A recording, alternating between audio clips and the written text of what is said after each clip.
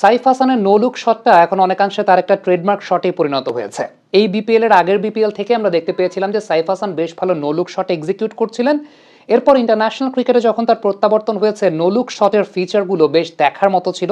যদিও বেশ কয়েকটা ওকেশনে তাকে দেখা গেছে নো লুক শট খেলতে গিয়ে ঠিকঠাক মতো খেলতে পারেন নাই। আবার এই বিপিএলেও তাকে নো লুক শট খেলতে গিয়ে কিছুটা ইতস্তত মনে হয়েছিল। তবে অদম্য বাংলাদেশ টি-20 কাপে সাইফ হাসানের নো লুক শটগুলো কিন্তু একেবারে দেখার মতোই হচ্ছে।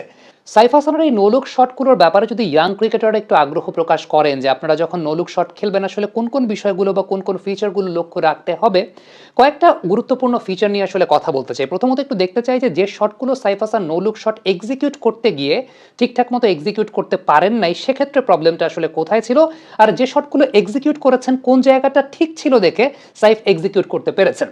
প্রথমত একটা বিষয় উল্লেখযোগ্য, সেটা হচ্ছে যে নো লুক শট খেলার জন্য আসলে আপনি রাইট পজিশনে আছেন কিনা সেটা দেখাটা, অর্থাৎ কোন ধরনের বলগুলোতে আপনি নো লুক শট খেলবেন সেটা একটা জাজমেন্টের ব্যাপার থাকে। তারপরও আপনি সব কাইন্ড অফ বলে নো লুক শট খেলতে পারেন যদি আপনার বডি ব্যালেন্সটা ঠিক থাকে।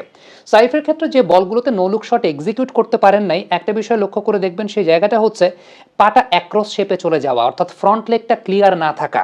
মানে সামনের পা এবং পেছনের পাটা অনেকাংশে এক্স শেপে থাকা, ফ্রন্ট লেগটাকে ক্লিয়ার রাখতে না পারার যে জায়গাটা, এই জায়গাটা ভেরি কমন। যে শটগুলো সাইফ হাসান নো লুক শটগুলো এক্সিকিউট করতে পারেন নাই, এক্ষেত্রে যে বিষয়টা উল্লেখযোগ্য যে সাইফের ফ্রন্ট লেগটা ক্লিয়ার করা অবস্থায় নাই। ফ্রন্ট লেগটা ক্লিয়ার করা অবস্থায় না থাকলে যে প্রবলেমটা হয় সেটা হচ্ছে মাথাটা আপনাকে সাপোর্ট দেয় না। কারণ দিন শেষে নো লুক শট আমরা যাই বলি না কেন, শটটাকে এক্সিকিউট করার সময় কিন্তু বলের দিকে দেখতে হয়। শটটাকে এক্সিকিউট করার সময় বলের দিকে দেখতে হয়, কিন্তু আপনি শটটা খেলে ফেলার পর টাইমিংটা করার পর আপনি তখন বলের প্যাথটাকে ট্র্যাক করছেন না, সেটাকে বলা হয় নো লুক শট। এবার আমরা একটু কম্পেয়ার করে দেখি যে সমস্ত শটগুলো সাইফ হাসান এক্সিকিউট করেন নর্মালি নো লুক শটের ক্ষেত্রে। সেক্ষেত্রে প্রত্যেকটা শটে আপনি খেয়াল করে দেখবেন সাইফ হাসানের ফ্রন্ট লেগটা ক্লিয়ার করা। আমরা প্রত্যেকটা শটই মানে ম্যাক্সিমাম শটগুলো যেগুলো আমাদের স্টক ফুটেজ আছে একটু লক্ষ্য করে দেখাই যে সাইফ হাসানের ফ্রন্ট লেগটা ক্লিয়ার করা, ফ্রন্ট লেগটা অলওয়েজ ক্লিয়ার করা অবস্থায় তিনি রেখেছেন। পাটা এক্স শেপে নাই বা ক্রস শেপে নাই বা অ্যাক্রস শেপে নাই। এবারে আমরা যদি একটু কম্পেয়ার করে আপনাদেরকে দেখাতে চাই যে বলগুলোতে সাইফ হাসান মূলত আসলে নো লুক শটগুলো এক্সিকিউট করতে পারেন না সেসব বলের ক্ষেত্রে, এবং যে বলগুলোতে তিনি স্বাভাবিকভাবে নো লুক শটকে এক্সিকিউট করতে পারেন সেসব বলের ক্ষেত্রে, যেটা ইয়াং ক্রিকেটার্সদের জন্য ভেরি মাচ ইম্পর্টেন্ট যে ফ্রন্ট লেগটাকে ক্লিয়ার রাখা যখন আপনি নো লুক শট খেলছেন। কারণ দিন শেষে আপনার হেড পজিশন যদি স্টেবল না থাকে, মাথাটা যদি পড়ে যায়, আপনি নো লুক শট বলেন কিংবা লুকিং শট বলেন, যাই বলেন না কেন, আপনি এক্সিকিউট করতে পারবেন না। সাইফের ব্যাটিং এর আরেকটা অন্যতম বড় বৈশিষ্ট্যের জায়গাটা হচ্ছে তিনি একটু লং হ্যান্ডেলে ব্যাটিং করে থাকেন। দেখবেন যে তিনি যখন ব্যাটটাকে হোল্ড করছেন, ব্যাটকে কিন্তু অনেক উপরের দিকে হোল্ড করছেন, অনেক ওপরে হোল্ড করছেন।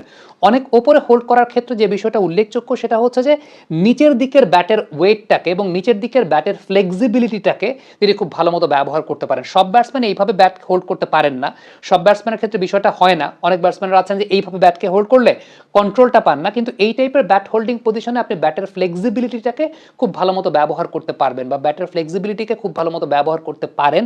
এটা সাইফ হাসানের ব্যাটিংয়ের একটা অন্যতম বড় বৈশিষ্ট্য জায়গা। So all the young kids watching out there, আপনারা যদি নো লুক শট খেলতে চান, definitely make sure your head position is stable, your head position is balanced, এবং আপনি ডমিনেট করছেন আপনার আই দ্বারা।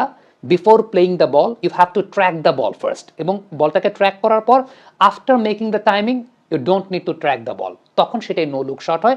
কিন্তু দিন শেষে আপনার মাথাটাকে স্টেবল রাখার জন্য আপনার ফ্রন্ট লেগটাকে ক্লিয়ার রাখাটা আসলে খুব গুরুত্বপূর্ণ।